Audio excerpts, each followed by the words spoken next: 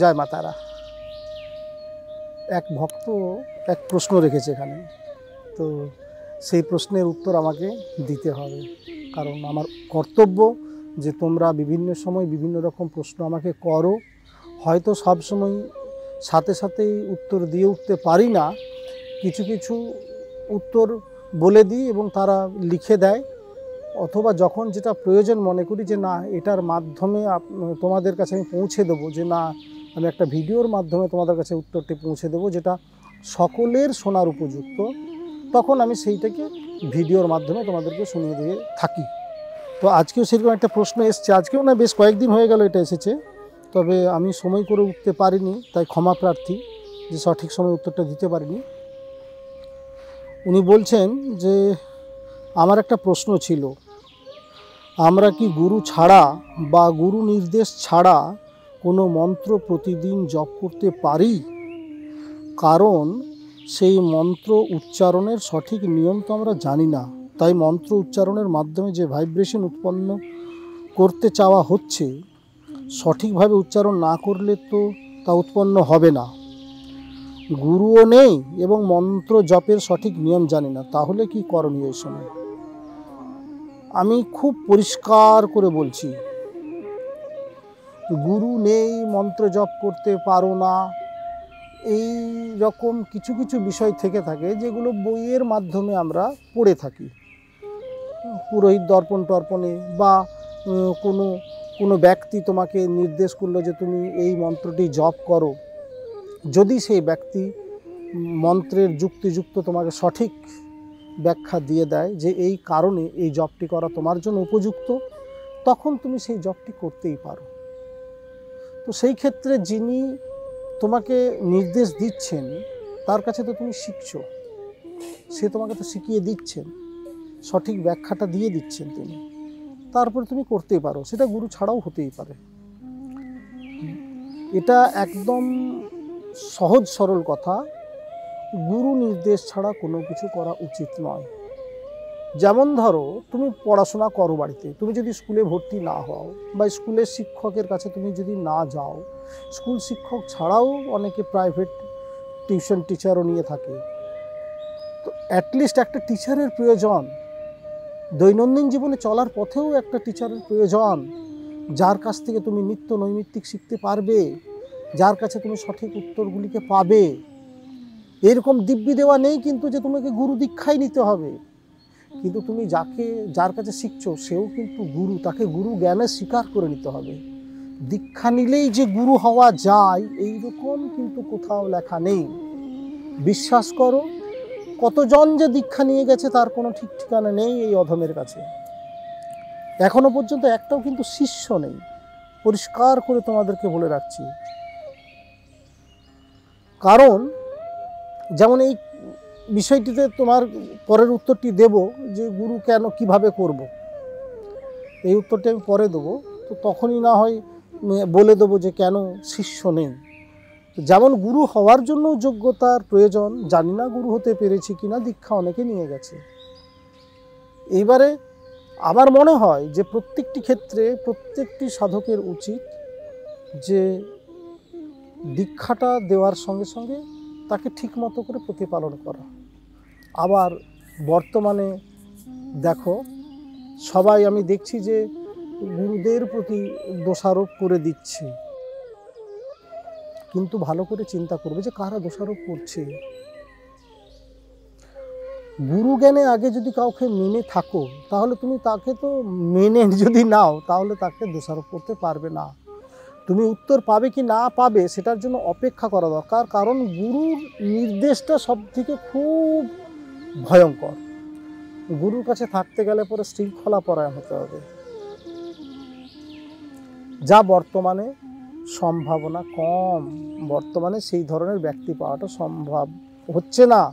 যারা শিষ্য হতে চাইছেন বা যারা দীক্ষা নিচ্ছেন তারা সম্পূর্ণ শৃঙ্খলা পরায়ণ হচ্ছেন না, মুখে একরকম বলছেন, কাজে আচরণটা কিন্তু অন্যরকম।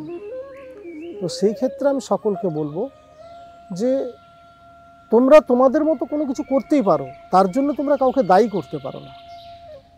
যখন আমি কোনো কাজ আমার নিজের ইচ্ছা মতো করব, তার সম্পূর্ণ দায়ভার আমাকে নিতে হবে। আমি তার জন্য কাউকে দোষারোপ করতে পারি না।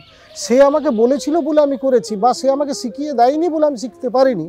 কেউ কাউকে শিখিয়ে দেবে না, কেউ কাউকে শিখিয়ে দেবে না, শিখে নিতে হবে, 1 নম্বর। দ্বিতীয় নম্বর কথা হচ্ছে যে আমি দেখেছি সবাই যায় গুরুর কাছে গিয়ে পরে প্রশ্ন করতেই থাকে। কোনোটার উত্তর দেওয়ার প্রয়োজন মনে করে গুরু, কোনোটার উত্তর প্রয়োজন মনে করে না। কেন? মনে করো আমি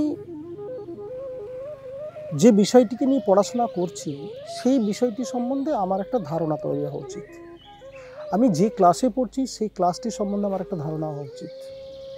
আমি পড়াশোনা করছি ক্লাস 5-এ, আর আমি ক্লাস 10-এর একটা প্রশ্ন দাদা পড়েছিল, আমি আমার পাশে বসে দাদা পড়াশোনা করছিল, দাদা আমার ক্লাস 10-এ পড়ে, নিয়ে আমি ওই কথাটি শুনে নিয়েছিলাম। শুনে গিয়ে পরে আমি আমার স্কুল শিক্ষকের কাছে বা টিউশন শিক্ষকের কাছে গিয়ে পরে আমি বললাম যে এই প্রশ্নটির উত্তর কী। কারোর কাছ থেকে কোনো কথা শুনে তারপরে তোমরা সেগুলি গুরুর কাছে গিয়ে পরে প্রশ্ন করছো, কারণ তোমার সেটা সম্বন্ধে তোমার কোনো ধারণাই নেই। তুমি পড়াশোনা করছো ক্লাস 5-এ, ক্লাস 10-এর একটা প্রশ্ন গিয়ে পরে করে দিলে শিক্ষকের কাছে, শিক্ষক তোমাকে উত্তর দেবে না, কারণ তুমি পড়ো না তো ক্লাস 10-এ। ক্লাস 10-এর উত্তরটা নিয়ে তুমি করবেটা কি? যেমনটি আরও পরিষ্কার করে বলে দিই, ধরো একটি বাচ্চা ছেলে, 5-7 বছরের বাচ্চা ছেলে, রাস্তা দিয়ে দেখছে এক ভদ্রলোক মোটরসাইকেল নিয়ে যাচ্ছে। সে বায়না ধরেছে মায়ের কাছে, ও মা আমাকে মোটরসাইকেল কিনে দাও না, ও মা আমাকে মোটরসাইকেল কিনে দাও না। মা কী করবে? তৎক্ষণাৎ একটা খেলনা গাড়ি কিনে দিতে পারে, অথবা একটা তোমাকে চকলেট ধরিয়ে দিল যে এখন চকলেটটা খা, পরে তোর বাবা আসুক গাড়ি কিনে দেবে। কেন দিল না? কারণ জানে যে ওই মোটরসাইকেলটা তোমার চালানোর মতো বয়স হয়নি। যখন তোমার 18-20 বছর বয়স হবে, তা মা তোমাকে মোটরসাইকেলের একটা চাবি ধরে দেবে, যারে বাজারটা করে এনে দিত, কারণ মা জানে যে তখন তোমার যোগ্যতা হয়েছে। আমরা জানি না আমার কোন বিষয়টা জানার প্রয়োজন, আমার কোন বিষয়টা জানার প্রয়োজন নয়, আমি কোনটা বুঝতে পারবো কোনটা বুঝতে পারবো না, আমরা না বুঝেই প্রশ্ন করে বসি। গুরু জানেন যে কার যোগ্যতা কতটুকু, সেই যোগ্যতা অনুযায়ী সঠিক প্রশ্নের উত্তর দেবেন। এই রকমভাবে বিচার বিশ্লেষণ করা যায় না যে আমি গুরু পাচ্ছি না, বর্তমানে গুরু পাওয়া যায় না। আমি যদি এখনই যদি বলি যোগ্য গুরু পেতে গেলে যোগ্য চেলা হতে হবে, যোগ্য চেলা না হলে যোগ্য গুরু পাওয়া সম্ভব নয়। তো যোগ্যতা উভয়ের প্রয়োজন। ঠিক এখানে আমাকে জিজ্ঞাসা করা হয়েছিল যে মন্ত্র উচ্চারণের মাধ্যমে যে ভাইব্রেশন উৎপন্ন করতে চাওয়া হচ্ছে, সঠিকভাবে উচ্চারণ না করলে তো তা উৎপন্ন হবে না। এই যে আমরা মনে করি যে যে সমস্ত মন্ত্রের উচ্চারণগুলির যে কম্পনটা হয়, সেই কম্পনটা আমরা করতে চাইছি বা আমরা করার চেষ্টা করছি, যে ওইটাই সঠিক কম্পন, এটা আমরা বিচার করার কেউ নেই। প্রত্যেকটি মন্ত্রের নিজস্ব নিজস্ব ভাব আছে। সেইভাবে যদি আমরা মন্ত্রটিকে উচ্চারণ করতে পারি, সঠিক মতো করে উচ্চারণ করতে পারি, তাহলে তার যেটা কম্পন সেটা অটোমেটিক হবে। তুমি করতে চাইলেই যে হবে এরকম ব্যাপার নেই, যে আমরা চাইছি এই মন্ত্রের এই কম্পনটা হোক, মন্ত্র উচ্চারণের দ্বারাই যে ভাইব্রেশনটা আমরা করতে চাইছি সেটাতে ভাইব্রেশন হবে এরকম নয়। কিন্তু প্রত্যেকটা শব্দের নিজস্ব তরঙ্গ আছে, কম্পনও সেরকমভাবে সৃষ্টি হয়। বুঝতে পেরেছ? তো আমরা কিছু করতে পারবো না, এটা গুরু বিনা জানা সম্ভব নয়। যিনি তোমাকে বলে দেবেন, সেই যে মন্ত্রটি করতে বলবেন সেই মন্ত্রটির সম্বন্ধে সঠিকভাবে তোমাকে আশা করি বুঝিয়ে দেবেন। কিছু কিছু ক্ষেত্র বিশেষে দেখা যায় যে আমরা বলি যে এই মন্ত্রটা জপ করবি, ক্ষেত্র বিশেষে অনেক সময় তার সঠিক উত্তর দিই না, আমরা যে বলে দিলাম যে হ্যাঁ এটা করে নিও তোমরা, কিন্তু দেখা গেল যে আমরা বললাম না যে কেন করতে বললাম বা এই বললাম না। কিন্তু যদি তোমার সঠিক বিশ্বাস থাকে তাহলে তোমার প্রশ্ন করার দরকার হবে না। গুরুর প্রতি যদি বিশ্বাস থাকে 100% বিশ্বাস, মেনে নেওয়া আর সমর্পণ। এই সমর্পণটাও কেমন হবে জানো? নিঃশর্ত সমর্পণ, যেখানে কোনো কন্ডিশন থাকবে না, আনকন্ডিশনাল সারেন্ডার হতে হবে। বিশ্বাস করে নিতে হবে, মেনে নিতে হবে এবং সমর্পিত হতে হবে। যদি তোমরা সেটা করতে পারো তাহলে সেখানে সঠিক উত্তরগুলো তোমরা পেয়ে যাবে নিজে নিজেই। যখনই জবটা করবে আস্তে আস্তে তুমি নিজেই বুঝতে পারবে যে তোমাকে এই জবটা কেন করতে দেওয়া হয়েছিল। হয় এইবারে কি না, যিনি তোমাকে মন্ত্র জপ করতে বলবেন বা তুমি যদি গুরুর কাছে সান্নিধ্যে থাকো তখন তুমি এই মন্ত্র জপটি সম্বন্ধে তোমার একটা ধারণা হয়ে যাবে। তাহলে তুমি যদি না জেনে থাকো বা কোনো গুরু সান্নিধ্যে না থাকো তাহলে কোনো মন্ত্রের উচ্চারণ করার কোনো দরকার নেই, কোনো মন্ত্র বলারও দরকার নেই। যদি তোমাদের প্রয়োজন মনে হয় যে না হ্যাঁ এখানে আমরা সঠিক উত্তর পাবো, তোমরা আসতে পারো, আমি চেষ্টা করব, আমি কিন্তু সম্পূর্ণ জানি না। তাছাড়া বর্তমান সময়ে তেমন গুরু পাবো কিভাবে যার কাছে মনের সকল প্রশ্নের যুক্তিযুক্ত উত্তর পাবো? সমস্যাটা কোথায় জানো? আমরা নিজেদেরকে খুব বেশি যুক্তিবাদী মনে করি, এটা আমাদের সবথেকে বড় সমস্যা। আমরা একটা প্রশ্ন করছি, এই প্রশ্নটার আমরা নিজের মতো করে একটা উত্তর ভেবে নিয়েছি। এই যে আমরা নিজের মতো করে উত্তরটি ভেবে নিলাম, তারপরে কাউকে প্রশ্নটি করলাম, তার কাছ থেকে আমার মনের মতো করে আমি উত্তরটা পেলাম না, তখন এটা যুক্তিযুক্ত উত্তর নয়, এটা আমরা ধারণা করে নিই। সেটাও তো ঠিক নয়। মাথায় রাখো কথাটাকে, প্রত্যেককেই বলছি বিষয়টা। প্রশ্ন আলাদা, জিজ্ঞাসা আলাদা। প্রশ্নকর্তা যিনি উত্তর জানেন, প্রশ্নকর্তা যিনি উত্তরটি জানেন তিনি প্রশ্ন করতেই পারেন। জিজ্ঞাসা করা করে যাদের সেই উত্তরটি সম্বন্ধে ধারণা নেই, সেই বিষয়টি সম্বন্ধে ধারণা নেই, তারা জিজ্ঞাসা করতে পারে। এইবারে যে সময় চলছে এখন, তাতে যে কত মানুষ গুরু হয়ে যাচ্ছেন তার ইয়ত্তা নেই। আমি বলি যে দেখো, কে গুরু হচ্ছে, কে শিষ্য হচ্ছে, কে কি হচ্ছে না হচ্ছে, এটা আমাদের জানার বিষয় নয়। কারোর সম্বন্ধে সমালোচনা করার আমার দরকার নেই। আমি কি করছি?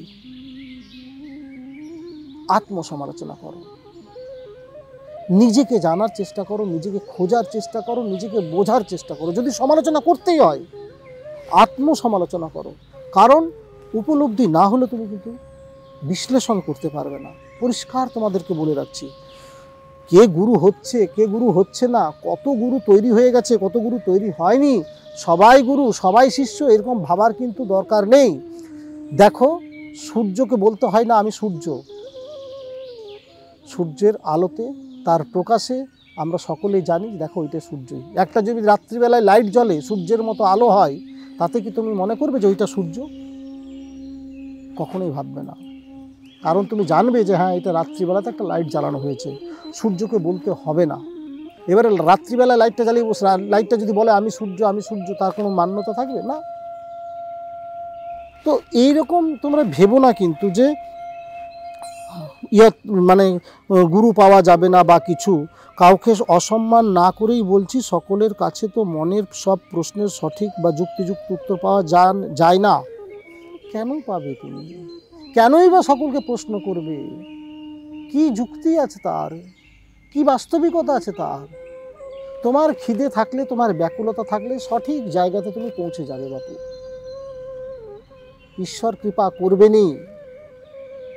তৃষ্ণার্তকে রাস্তা দেখিয়ে দিতে হয় না জলের জন্য, তার ব্যাকুলতা তাকে পৌঁছে দেয় জলের কাছে। তৃষ্ণার্ত যখন পেরিয়ে যাচ্ছে রাস্তা দিয়ে, তো নদী না, একটা ড্রেনও থাকবে, একটা পুকুরও থাকবে, একটা নদীও থাকবে, একটা ঝর্ণার জলও থাকবে। যদি পাশাপাশিও থাকে তাহলে তৃষ্ণার্ত কী করবে? হয় ঝর্ণার জলে যাবে কিংবা নদীর জলটা খেতে যাবে, প্রবাহিত জল বলে। কখনো নালার জলটা, ড্রেনের জলটা বা পুকুরের জলটা খেতে চট করে যাবে না, যতই সে তৃষ্ণার্ত হোক না কেন। তো যদি তুমি পিপাসিত হও, তুমি যদি প্রকৃত তৃষ্ণার্ত হও, তুমি জায়গায় পৌঁছে যাবে বাবু। সমস্যা কাদের হয়? যারা বিভিন্ন জায়গাতে পরীক্ষা করতে যায়, যাচাই করতে যায়, দেখি তো এই জলটা কেমন, দেখি তো ওই জলটা কেমন, দেখি তো ওই জলের গভীরতা, মানে নিজের ভিতরে একটা অহংকার লুকিয়ে থাকে যে আমি দেখো কতটা জানি, আমি সেখানে যাচাই করতে যাচ্ছি। কি যাচাই করবে? সমুদ্রের গভীরতা কি বুঝবে? একজন সাধারণ মানুষ বা একটা শিষ্য গুরুর গভীরতা সম্বন্ধে কতটুকু ধারণা তার? এটা একটু ভালো করে চিন্তা করে দেখবে। তোমরা যে কথাগুলিকে বলো, যে প্রশ্নগুলিকে করো, বা যেগুলিকে থাকে তোমাদের ভেতরে, যেগুলো ব্যাকুলতা থাকে, সেগুলিকে ঠিকঠাক করে জিজ্ঞাসাটা তৈরি করো আগে। কাউকে যাচাই করার দরকার নেই।